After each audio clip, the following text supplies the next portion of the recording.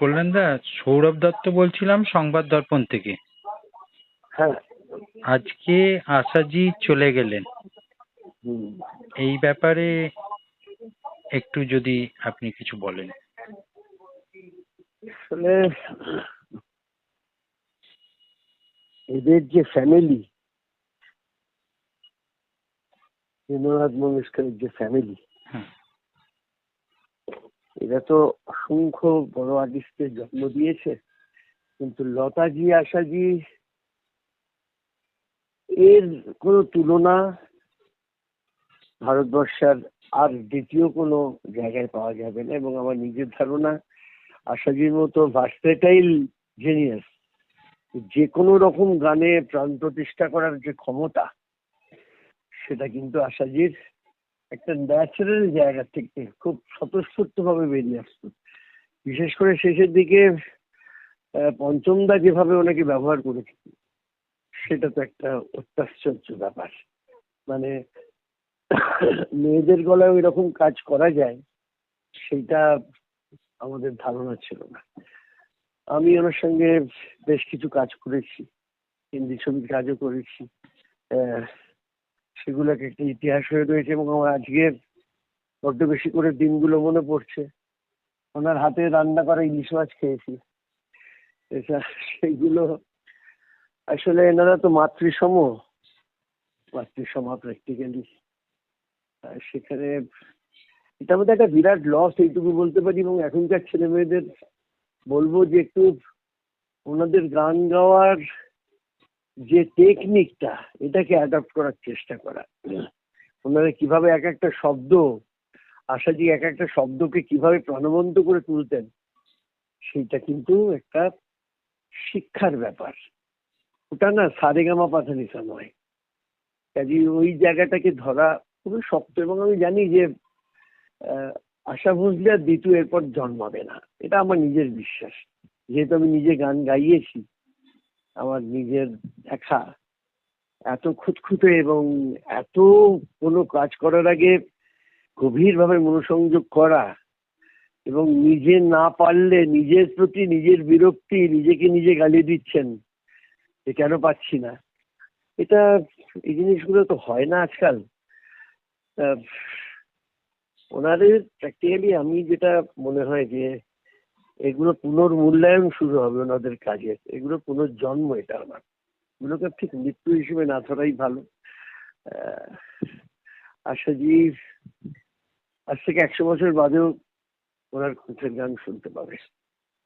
কাজেই ওনাদের মৃত্যু হয় না। এবং আমার নিজের যেটা পাওয়া জীবনে, যে বেশ কিছু কাজ ওনাকে দিয়ে করাতে পেরেছি, সেটা আমার জীবনের একটা পরম পাওয়া। এই সৌভাগ্য জানি না কতজনের হয় কপালে। যাই হোক,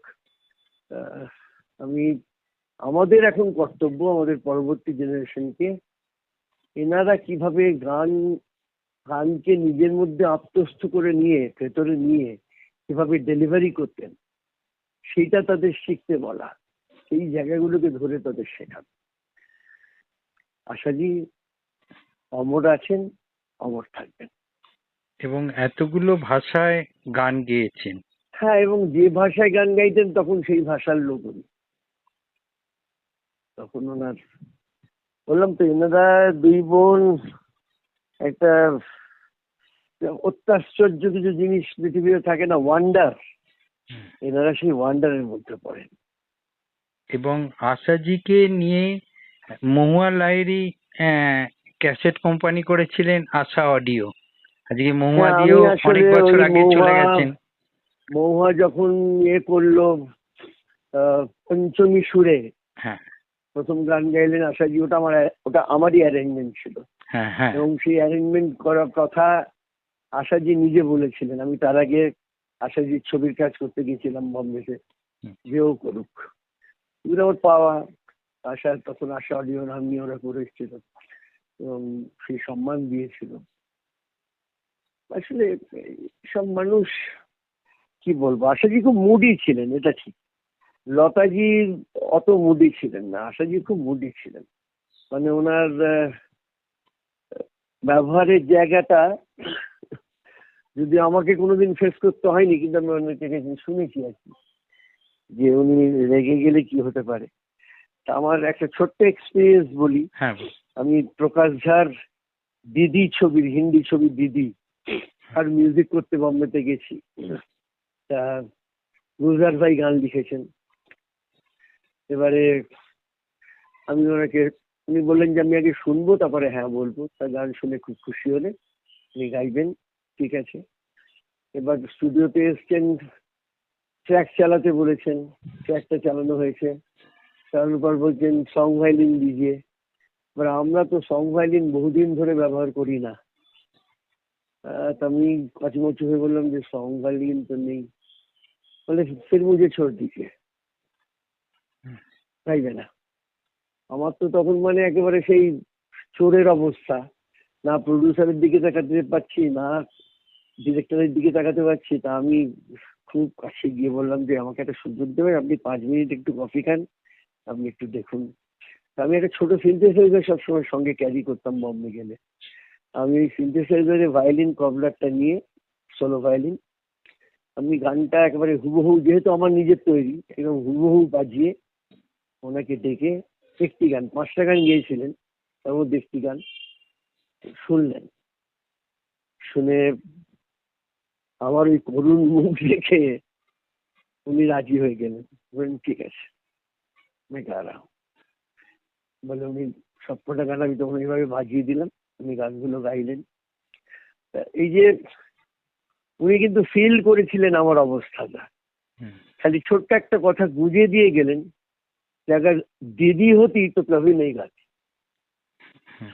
সেইটা, যাই হোক, এইগুলো ছোট ছোট অনেক গল্প মনে পড়ছে নানা রকম আজকে চলে যাওয়ার পর।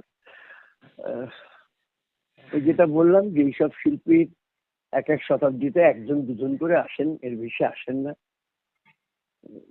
একটি সম্পদ আমাদের, যেটা থেকে যাবে। সংবাদ দর্পণে স্মৃতিচারণ করার জন্য আপনাকে অশেষ ধন্যবাদ। ভালো থাকবেন।